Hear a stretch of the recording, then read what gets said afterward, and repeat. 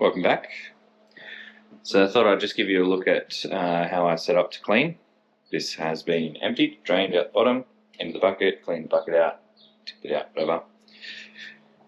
So these are the important parts that, CRP on these things doesn't really make sense because we're not getting into here. On a normal commercial setup, we will have valves and we will run through the valves to clean everything. So we run out of the valve, close everything off, and swap each valve. Each port will get its own washout. Obviously in this situation, I'm basically just going to run my spray ball from this tube, this CRP low pressure spray ball, into the top of this, and it's just going to spray and drain out the bottom. First stage will be a rinse. Second stage will be a rinse with cleaning liquid just to take anything off, and then I will drain out the bottom, and then I will start again. So you can see here, I left this one just so you can get an example. This is what happens. Your yeast will settle, and it will settle in here. This has been a couple of weeks since I brewed, since I kegged, so it's just been sitting here. That's why it's a bit darker. But this will be a bit of yeast, a bit of trub sitting in the port. You want to clean that out before you do this method. After I'm done, I'll take everything apart and I'll clean it. So this at the top, this at the bottom, these will all be cleaned separately. So the idea is that you clean the tank with your clean in place. You can see in here, it's a little bit hard to see. I'll see if I can get the torch on. It is quite dirty. Once it's done, I'll take this lid off. I'll make sure I clean all the port tops separately. So as you can see, I've covered these and put a little weight on them. That just stops the dripping because it does spray up and out. While I want it to spray up, I can clean the top of the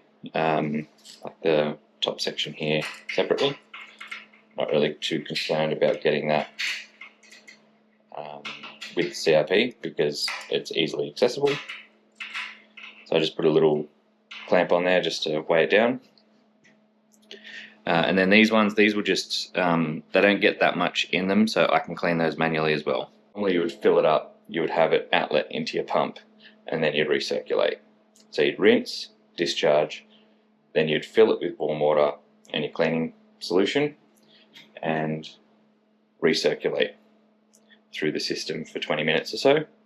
Then you would drain that, rinse it again, and drain that, and then you would do your sanitizer cycle or your acid if you got beer stone. Obviously, I don't have that set up. So I've got this started. You can see I've covered the top, but I'll show you what I mean. You can see it's starting to push some of the debris from inside to the outside.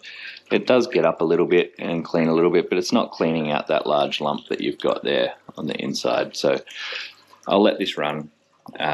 It's also getting a little bit of these ones, and some of these ones are getting water come down from the top here and wash down the side, but it isn't great.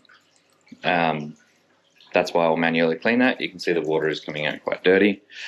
That does mean that it is cleaning the side walls pretty well.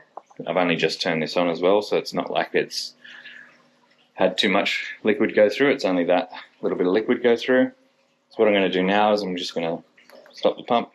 I'm going to drain this out and let it empty it out into the sink just to get cleaning water onto the fittings down in the bucket below. You can see the water is still coming out dirty. The cleaner is doing its job, it's cleaning, so it's expected that there will be dirty water coming out. So I'm just going to let that run for a little bit. I may do another clean cycle later, like after this one, just depending on how that's looking. I'll do an inspection, so I'll take the big lid off and then I'll look in. In this one we've got Municalis still fermenting away. It's down to its last little bit, so we'll see how that goes the next few days. I'll put it on chill and get it kegged. Just show you something else I've been working on as well.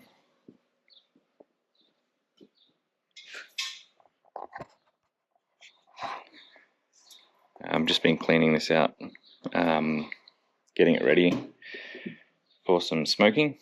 So basically built this a whole pile of years ago, a little PRD there, electric element inside. That's where the smoker goes through.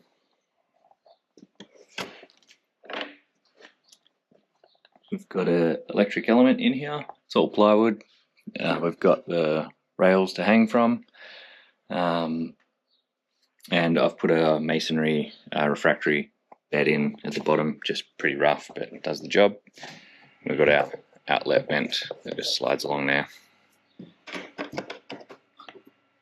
So the goal is to get that ready to start smoking, cold smoking again. I'll put some videos together of that when I do it as well. But yeah, you can see this is a lot cleaner than it was. The water actually coming out isn't too dirty. It probably isn't even dirty at all, really. I'm just going to give those ports a manual wipe out now. And just to do the rinse, I fill up my kettle, but I put the seal on and a lid with no handles on, inverted, just so it touches the seal, and that stops it splashing everywhere on the top when I don't have the big lid on. And I've cleaned all the valves, I've cleaned all the bits, taken everything off, hand cleaned it and put it back on. Ready to go. And here we are, fully cleaned. As you can see, this thing cleans up absolutely fantastic. It looks great every time. A little bit of drying to do down there, but that's warm water, or hot water, so that will dry up pretty quickly. Yeah, everything's clean. I just got to give the floor a mop and we're done.